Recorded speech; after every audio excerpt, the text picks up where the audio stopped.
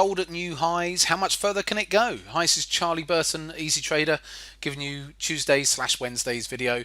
I hope you're very well.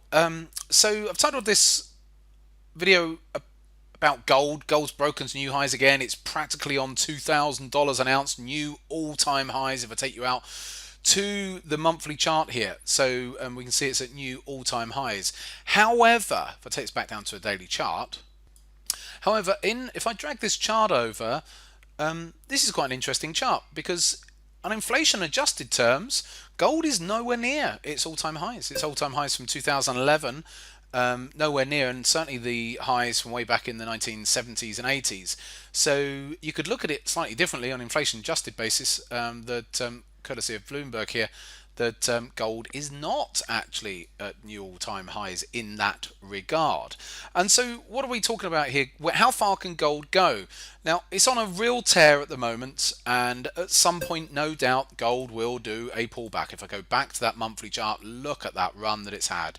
Where, and you have to be careful when markets, I can take some of these old trend lines off really, but when markets have these huge moves there, if I take it to this chart, when they have these huge moves like this, then they can pull back at any time, but at the same time they can extend at any time as well. So but one thing that I thought was interesting, I was reading this article at the weekend from Bloomberg, funnily enough, which I just thought was an interesting idea, and that is that the number of futures contract holders who are starting to not roll their contracts over into the next contracts, but actually take delivery. So you've got high net worths, family offices, small funds are buying futures contracts back down here, or whether they've been buying them in gold over the last few months. And obviously gold's gone up so much, and rather than rolling their contracts over, they're saying, actually,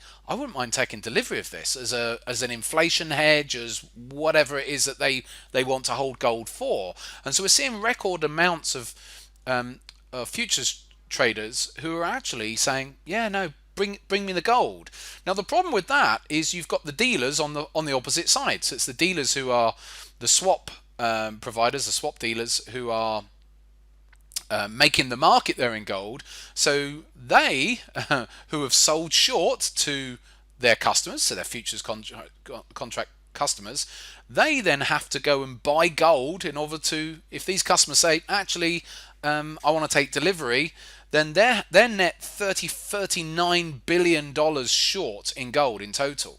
So this is where the potential problem is, that if they then have to start going out into the gold market, which they're already having to do, and buy more gold to satisfy the contract that they have with their clients, then what does that do to the gold price? Carries on pushing it higher, and then we can have an even higher run on gold. So I think that was an interesting story there, that that's the situation that we are potentially in at the moment, that unless gold pulls back, then these the swap dealers are going to have to go out and start buying more physical, and the more that they have to go out and buy, the more that could push the price of gold higher. So how much further?